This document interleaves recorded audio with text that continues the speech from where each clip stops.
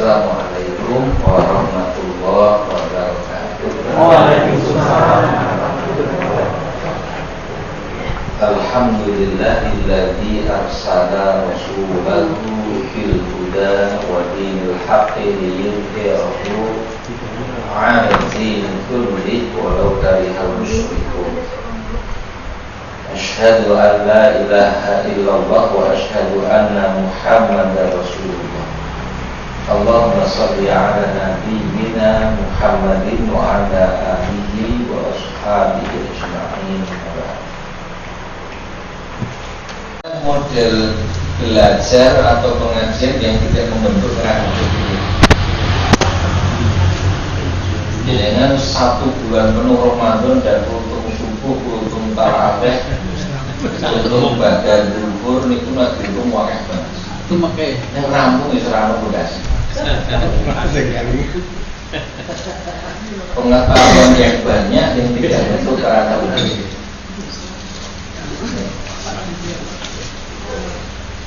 Tapi kita coba ngaji, waktunya mungkin tidak lama, 15, 30, paling lama 1 jam. Tetapi dengan membentuk kerangka berpikir. Nah, maksudnya begini, Pak Widi mau bertamu ke rumahnya Pak Tiko. Dalam kerangka berpikir seorang muslim, dia menuju, Pak Widi menuju ke rumahnya Pak Kliwon itu akan dia niatkan sebagai silaturahim. Kemudian bawa hadiah itu bukan sekedar ben seneng hatine sebagai manusia, tapi karena Allah perintahkan agar kita menyenangkan hati orang. Pelajaran yang kemarin. Allah dahulu agar disenangkan hati orang.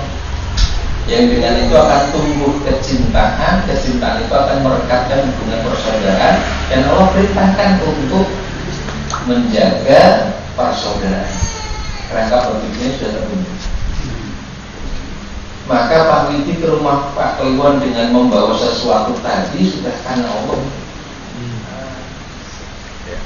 Tapi kalau semata-mata agar disenangi Pak Kliwon, ben dibales karo Pak Kliwon, ben menyoblos. Tidak ada sama sekali kerangka berpikir Allah perintahkan itu, Allah menginginkan kita bersaudara, tidak ada sama sekali. Maka itu berarti karena manusia. Belum sampai orang ngaji kan orang sosial.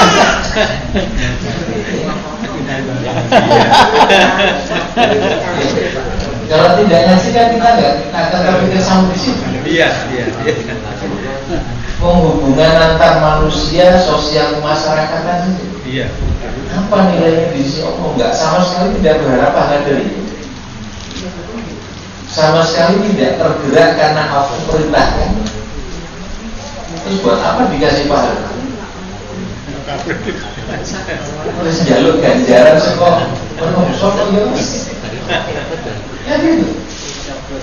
Bagaimana mungkin dapat pahala? Dia nggak pernah berharap pahala dari Allah.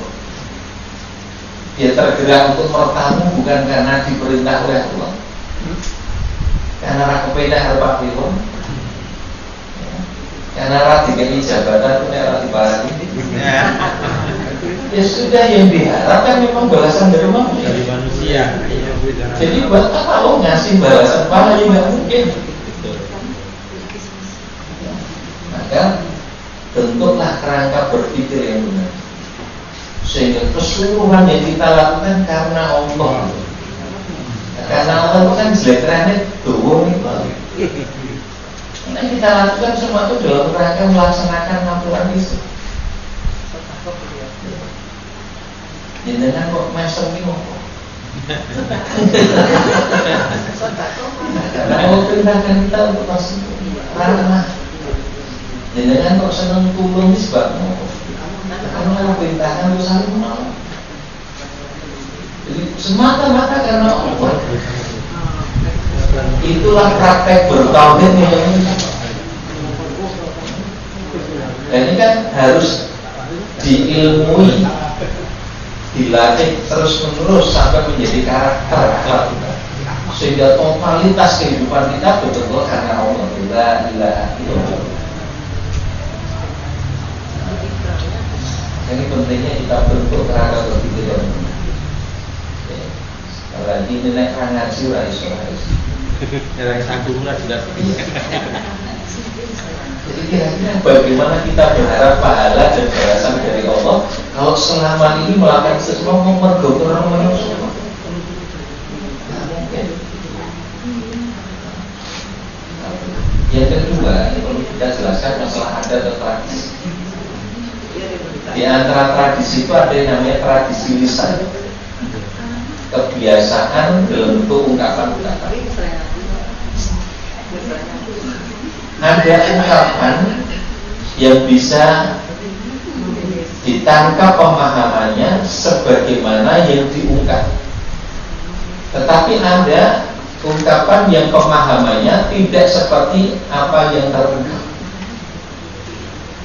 Ada yang tersurat, ada yang tersirat, ada yang konotatif, ada yang denotatif, ada yang makna sebenarnya, ada yang makna kiasan. Kan itu masalah tradisi lisan. Ya.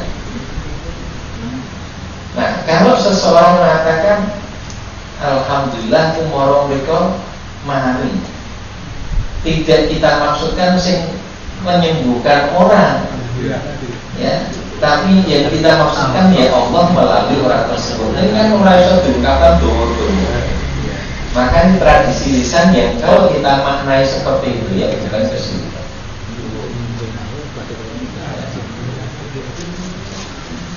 Nah, seperti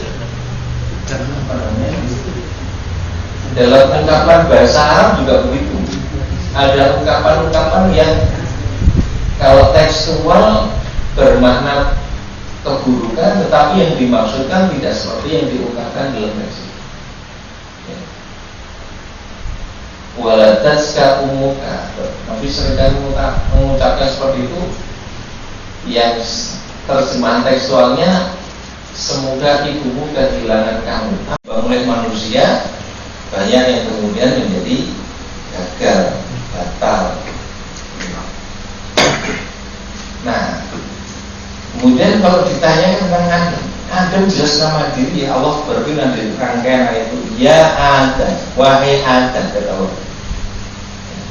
Ya Adam, wahai Adam, uskun anta wa zaujuka, tinggallah kau di surga. Anta kamu itu satu orang, wa zaujuka dan istrimu, jelas satu orang itu. Dan namanya adalah Adam. Dan Allah beritahukan juga dalam Quran, Allah menciptakan manusia dari tanah, kemudian keturunannya dari air. Berarti yang pertama diciptakan dari tanah yaitulah Adam. Dengan kalimat kun fayakun, tanpa ada proses yang lain, tidak ada campur tangan yang lain, semata-mata kehendak Allah mutlak. Jadi kajian, tapi menciptakan keturunannya dari air, yaitu nutfah. Nah, dan seterusnya ada keterangan tentang perincian tertentu juga. Jadi kalau sumber Quran yang pasti benar telah memberitahukan ini semua, sehingga Quran pun bisa menjadi sumber ilmu pengetahuan. Ya, karena justru melalui Quran lah Allah memberi ilmu kepada manusia. Memang tidak terperinci, karena justru Allah memberikan kesempatan pada manusia untuk melihat, mengamati, meneliti.